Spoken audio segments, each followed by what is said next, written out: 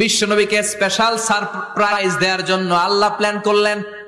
জিব্রাইল ডেকে বললেন, ও জিব্রাইল, আমার পেয়ারা নবীকে স্পেশাল সারপ্রাইজ দিব, কিন্তু এই সারপ্রাইজের গিফটটা তোমার হাত দিয়ে আমি দিতে চাই না, তুমি দিয়ে আসলে হবে না। আমার পেয়ারা নবীকে দুনিয়া থেকে টান দিয়ে আমার আরশের উপরে নিয়ে আসো। সাহিবুল মেরাজ, যেই নবীর মেরাজ হয়েছে আর কোন নবীর হয় নাই। এই মেরাজ করতে যে কত কাণ্ড, কত প্ল্যান প্রোগ্রাম আল্লাহর।